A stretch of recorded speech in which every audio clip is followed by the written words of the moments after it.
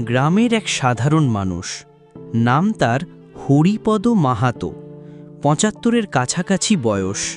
স্ত্রী মারা গেছেন বহু বছর আগে, আর একমাত্র ছেলে অভি এখন কলকাতায় থাকে। তার দিন কাটে একা, নিঃশব্দে। ছেলে এখন আর ফোনও তেমন করে না, আসেও না, কিন্তু বাবারা তো ঠিকই অপেক্ষায় থাকেন প্রতিদিন।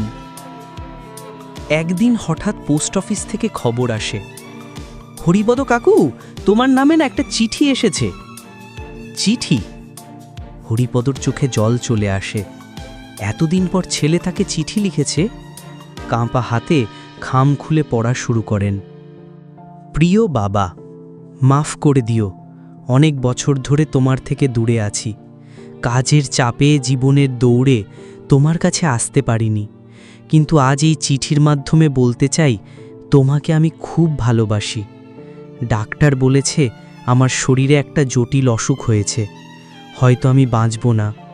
তবু চাই তুমি যেন আমার জন্য গর্ব করো, রাগ নয়। তোমার শেখানো ভালোবাসা, সততা আর মানুষ হবার শিক্ষা আমি আজীবন মনে রেখেছি। তোমার ছেলে অভি। হরিপদর চোখে জল। চিঠিটা বুকের কাছে টেনে ধরেন।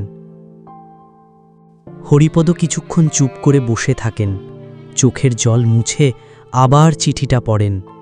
একবার নয়, বারবার। পরদিন মন্দিরে গিয়ে বসেন তিনি।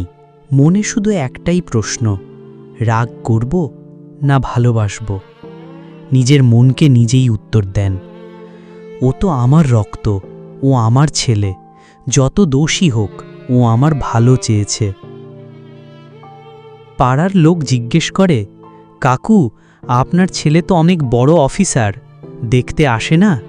হরিপদ মুচকি হেসে বলেন, ও আসে রে, প্রতিদিন এই চিঠির মধ্য দিয়ে আমার মনেই তো থাকেও। একটা চিঠি, শুধু কাগজ আর কালি নয়, ভরা ভালোবাসা, অনুশোচনা আর অমোচনীয় সম্পর্কের ছাপ নিয়ে আসে। আজ আমরা সবাই খুব ব্যস্ত, কাজ, দৌড়, স্বপ্ন, সব কিছুর পেছনে ছোটার মধ্যে আমরা ভুলে যাই, যারা আমাদের দাঁড় করিয়েছেন, ভালোবাসা দিয়েছেন, অপেক্ষা করেন আজও।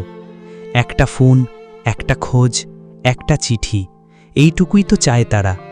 ভালো থাকুক আমাদের মা বাবারা, ভালোবাসা হোক নিরবিচারে।